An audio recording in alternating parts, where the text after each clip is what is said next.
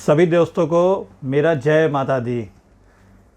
माता रानी आप सब पर बहुत बहुत कृपा बरसाएं। मैं अजीत कुमार मिश्रा आप सभी का शुद्ध सनातन में स्वागत करता हूं। शारदीय नवरात्रि का पावन मौका आ गया है और अगले 9 दिनों तक हम माता रानी की पूजा करेंगे। माँ दुर्गा की पूजा करेंगे, माँ काली की पूजा करेंगे, माँ अंबिका की पूजा करेंगे, माँ बगलामुखी की पूजा करेंगे, बहुत सारी देवियों की पूजा करेंगे। और दरअसल सभी देवियाँ जो हैं वो एक ही आद्या शक्ति के स्वरूप मानी जाती हैं। तो दुर्गा सप्तशती का पाठ किया जाता है पूरे देश में, दुनिया में। जो माता रानी के भक्त हैं वो दुर्गा सप्तशती का पाठ करते हैं, कई तरह के मंत्रों का जप करते हैं। कई सिद्धियों के लिए बहुत सारे तांत्रिक लोग जो हैं वो श्मशान में वास करते हैं। अलग अलग मंदिरों में पूजा अर्चना होती है। माता के मंदिरों के बाहर भक्तों की बहुत बड़ी भीड़ लगी रहती है। सभी अपने मनोवांछित फल को प्राप्त करने के लिए माता रानी की उपासना करते हैं। लेकिन हमें माता रानी की उपासना कैसे करनी चाहिए, कौन है वो आद्या शक्ति, और 9 दिनों में हमें किन किन स्वरूपों की पूजा करनी चाहिए, ये आज मैं बताने जा रहा हूँ। आमतौर पे आप अखबारों में या आप टीवी चैनल्स पे यही देखते हैं कि जैसे ही नवरात्र आता है वैसे ही सबसे पहले शुरू होते हैं कि पहले दिन जो है शैलपुत्री की पूजा की जानी चाहिए, दूसरे दिन चंद्रघंटा माता की पूजा की जानी चाहिए, और इसी प्रकार से स्कंद माते की पूजा की जानी चाहिए, और 9 देवियों के स्वरूप बताए जाते हैं। पर दरअसल ये माता पार्वती के ही 9 अलग अलग स्वरूप हैं। लेकिन दुर्गा सप्तशती में सिर्फ देवी कवचम में माता पार्वती के स्वरूपों का वर्णन मिलता है। लेकिन सबसे बड़ी बात यह है कि दुर्गा सप्तशती में जिन देवियों का वर्णन मिलता है उनकी पूजा बहुत कम लोग ही करते हैं। आज मैं आपको दुर्गा सप्तशती के उस महान रहस्य के बारे में बताऊंगा, और वो बात बताऊंगा कि किन देवियों की पूजा किन किन दिनों में की जानी चाहिए। तो चूँकि आज नवरात्र का पहला दिन है, इसलिए हम उन देवी के बारे में बताने जा रहे हैं जिनकी पूजा पहले दिन की जानी चाहिए। दोस्तों, दुर्गा सप्तशती के जो 13 अध्याय हैं उन्हें 3 चरणों में बांटा गया है। पहला जो है प्रथम चरित्र उसे कहते हैं, दूसरा मध्यम चरित्र कहते हैं, और तीसरा जो है वो उत्तम चरित्र कहा जाता है। तो प्रथम चरित्र जो है उसमें जो प्रथम अध्याय है उसमें एक ऐसी देवी की पूजा करने का विधान है, एक ऐसी देवी की कथा है जिन्हें आद्या शक्ति कहा जाता है, जो मूल स्वरूप है। वो कौन है इसके बारे में बहुत कम लोगों ने ध्यान दिया है। तो आज मैं आपको उन देवी के बारे में बताने जा रहा हूँ। जब हम दुर्गा सप्तशती का पहला अध्याय हम पढ़ना शुरू करते हैं तो हम सबसे पहले ध्यान मंत्र पढ़ते हैं। वो ध्यान मंत्र क्या है मैं आपको बताता हूँ। वो ध्यान मंत्र है ओम खड्गं चक्रं गदिर्शुचापं परिघां शूलं भुषुंडिं शिरः शंखं सनदिकरस्य नैनां सर्वांग भूषावृतां नीलाशुदितिमास्य पाददशकां सेवे महाकालिकं यामस्तो सपितो हरो कमलजो हंतो मधुकैटभम। तो इसमें बता कि इसमें एक देवी के स्वरूप की कल्पना की गई है। वो देवी कौन है? वो देवी है 10 पैरों वाली महाकाली। ये महाकाली कौन है?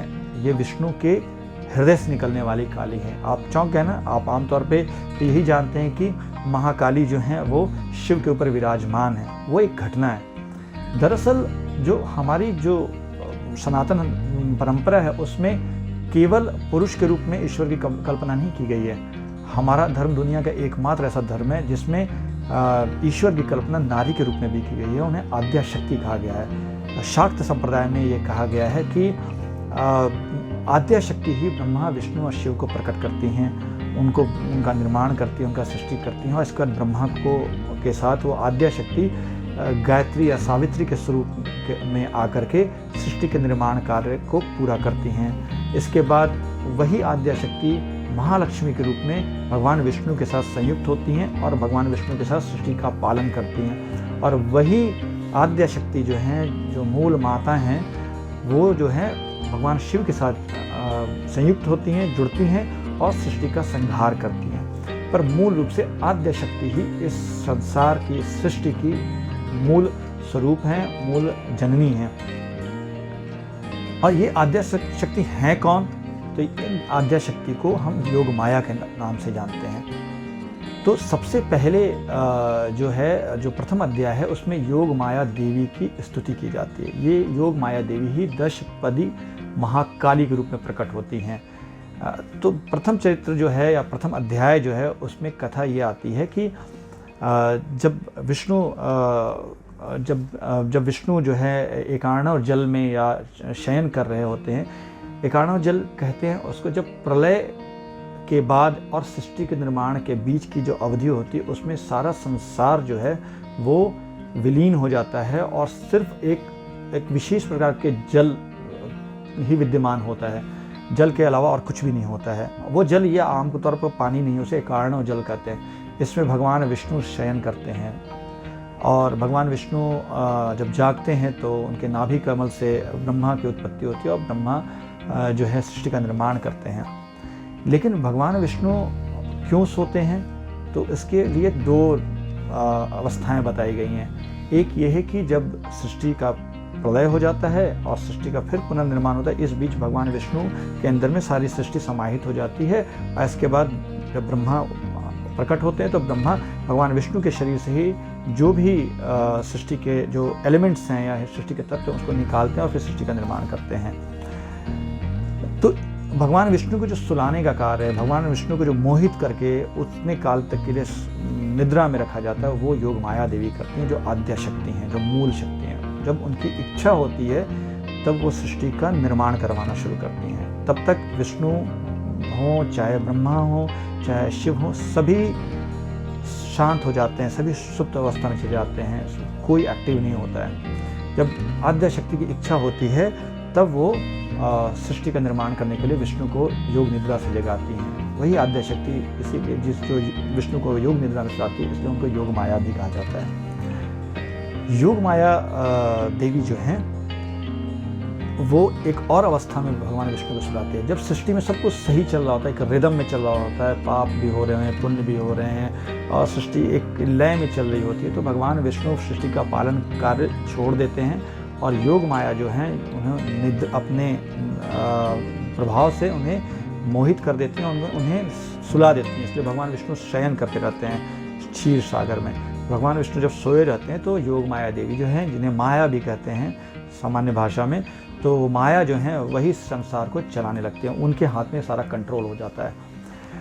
तो कहानी ये है प्रथम अध्याय में कि जब भगवान विष्णु योग निद्रा में योग माया देवी के द्वारा सुला दिए जाते हैं तो उस समय भगवान विष्णु के कान के मैल से दो दैत्यों की उत्पत्ति होती है, जिन्हें आदि दैत्य कहा जाता है। उन दोनों के नाम मधु और कैटभ हैं। मधु और कैटभ जो दैत्य हैं वो जब पैदा होते हैं तो वो सबसे पहले देखते हैं कि क्या खाएं, कहाँ हम भोजन करें, तो उन्हें सामने ब्रह्मा दिखाई पड़ते हैं जो विष्णु के नाभि कमल से निकले हुए हैं और कमल पर स्थित हैं। वो भगवान ब्रह्मा को मारने के लिए दौड़ते हैं। तो भगवान ब्रह्मा जो हैं वो सोचते हैं कि अब विष्णु तो सो रहे हैं तो विष्णु ही इनको मार सकते हैं, लेकिन विष्णु तो योग माया देवी के प्रभाव में सोए हुए हैं, तो वो योग माया देवी की स्तुति करते हैं। तो ये जो प्रथम अध्याय है इसमें उन्हीं योग माया देवी की स्तुति ब्रह्मा के द्वारा की गई है और इसके बाद योग माया देवी जो आद्या शक्ति हैं वो विष्णु के हृदय से, विष्णु की आँखों से, विष्णु के नाक से, विष्णु के हाथों से वो निकलती हैं और निकल करके एक अद्भुत देवी के रूप में प्रकट होती है, जिन्हें 10 पैरों वाली महाकाली कहा जाता है। तब ब्रह्मा उनकी स्तुति करते हैं और स्तुति करने के बाद वो बोलते हैं कि आप भगवान विष्णु को प्रेरित करें कि वो मधु कैटभ का वध करें। इसके बाद भगवान विष्णु को वो प्रेरित करती हैं और भगवान विष्णु मधु और कैटभ के साथ 5000 वर्षों तक युद्ध करते रहते हैं। युद्ध करने के बाद मधु कैटभ जो है वो योग माया फिर जो है मोहित करती हैं और उनके अंदर में अहंकार को डाल देती हैं। तो इससे क्या होता है कि मधु कैटभ जो है भगवान विष्णु को ही बोलते हैं कि तुम ही मुझसे वर मांग लो, ठीक है, क्योंकि तुम तो हमको हरा नहीं पा रहे हो, लेकिन मैं तुम्हारी युद्ध करने की क्षमता से बहुत खुश हूँ, तुम हमसे युद्ध करते करते ही तुम वर मांग लो हमसे। तो भगवान विष्णु मुस्कुराते हैं और भगवान विष्णु बोलते हैं कि आप दोनों जो है का वध मेरे द्वारा हो। तो बोलते ठीक है, लेकिन तुम मुझे वहीं मार सकते हो जहाँ ना तो जल हो, ना तो वहाँ पृथ्वी हो, ना जल हो, ना कोई सूखा हो, ना आकाश हो, ना वायु हो, ना आकाश हो, ना पाताल हो, और न दिन हो न रात हो, तुम ऐसी अवस्था में मेरे को मार सकते हो। तो भगवान विष्णु उन्हें अपने जांघों पे रख करके दोनों का वध कर देते हैं। तो मधुकैटभ के वध की कथा दी गई है दुर्गा सप्तशती के प्रथम अध्याय में। अब मधुकैटभ कौन है ये जानना बड़ा ज़रूरी है कि मधुकैटभ से आमतौर पर हम ये मानते हैं कि मधुकैटभ 2 दैत्य थे, लेकिन दरअसल हमारे कान से के मैल से वो पैदा होते हैं भगवान विष्णु के। तो कान एक इंद्रिय है, हमारी इंद्रियों का प्रतिनिधित्व कर रही है वो। हमारी 5 इंद्रियां हैं 11, और तो जैसे नाक है और जैसे आँख है, उसी तरह कान है, तो जीभ है, त्वचा है। तो ये 5 हमारी ज्ञान इंद्रियां हैं और इन इंद्रियों का प्रतिनिधित्व इस कथा में कान कर रहे। तो हम इन इंद्रियों के द्वारा सिर्फ 2 तरह की चीज़ों का अनुभव करते हैं, अच्छा या बुरा, सुख या दुख, दिन या रात, मधुर या कड़वा। तो हमारी जो अंदर में जो हमारी जो फीलिंग्स होती है कोई किसी भी चीज़ को लेकर, या तो अच्छी होती है, मधुर होती है, या कटु या कड़वा होती है। यही 2 प्रतीक है मधु और कैटभ का। और भगवान विष्णु जो हैं इन्हीं हमारे को मार करके हमारे अंदर के मधुरता और कटुता से ऊपर उठाकर हमें मोक्ष प्राप्त कराते हैं। इसलिए मधुकैटभ के वध का ये मूल अर्थ माना जाता है। तो नवरात्र के पहले दिन जो है ना, हम योग माया देवी, जिन्हें आद्या शक्ति कहा जाता है, वे संसार के सृष्टि का निर्माण करती हैं, पालन करवाती हैं और संहार करवाती हैं, उनकी उपासना की जाती है। तो उनका स्वरूप माँ काली के रूप में, महाकाली के रूप में, काली बहुत हैं। आद्या शक्ति कई बार काली के रूप में प्रकट होती हैं। एक बार जैसे मैंने अभी बताया, मधुकैटभ का वध करने के लिए ब्रह्मा की स्तुति करते तो 10 पैरों वाली होती हैं। फिर एक बार जब रक्तबीज का वध करना होता है, तब दुर्गा देवी के, अंबिका देवी के नेत्रों से वो निकलती हैं, और नेत्रों से निकल करके वो महान विकराल रूप धारण करके वो रक्तबीज और चंड और मुंडव का वध करती हैं। एक काली भद्रकाली हैं जो जब दक्ष प्रजापति के यज्ञ में माता सती ने अपने आप को ध्वंस कर लिया था, आंधा कर लिया था, तो भगवान शिव बहुत क्रोधित हो गए। तो क्रोधित होने के बाद उन्होंने अपनी जटाओं को निकाला और 2 जटाओं को ज़मीन में पटक दिया। इससे 2 शक्तियाँ पैदा हुई, एक वीरभद्र थे, एक भद्रकाली थी। इन दोनों ने जाकर के दक्ष के यज्ञ का विध्वंस कर दिया। तो काली बहुत अलग अलग, काली एक नहीं है, आद्या शक्ति अलग अलग स्वरूपों में कई बार काली के रूप में प्रकट होती हैं। तो ये जो है काली हैं, ये अलग हैं। ये योग माया देवी की 10 पदी काली का स्वरूप है, जिनकी पूजा की जानी चाहिए और प्रथम अध्याय पढ़ना चाहिए हमें दुर्गा सप्तशती में। इसके अलावा अगर हम पूजा करने जब हम जा रहे हैं दुर्गा सप्तशती का, तो हमें भक्ति भाव से करना है, क्योंकि योग माया देवी जो हैं वो भक्ति को ही मानती हैं। उनके लिए किसी बहुत विशेष प्रकार की विधि विधान की ज़रूरत नहीं होती है, क्योंकि उन्होंने ही सारे संसार को मोहित कर रखा है। तो बस उनकी स्तुति की जानी चाहिए, और वो स्तुति जो है वो दुर्गा सप्तशती के प्रथम अध्याय में दी गई है, जिसे रात्रि सूक्तम कहा जाता है। तो आप रात्रि सूक्तम का भी पाठ कर सकते हैं जा कर के, या आपके घर में अगर माँ काली की कोई प्रतिमा है या फोटो है तो आप उनकी आराधना कर सकते हैं, उनमें ही आद्या शक्ति को देख सकते हैं। तो आज के लिए इतना ही। मैं कल फिर दोबारा आऊँगा। नवरात्र के दूसरे दिन में किन देवी की उपासना की जानी चाहिए वो भी मैं बताऊँगा। तब तक के लिए आपसे अलविदा लेता हूँ।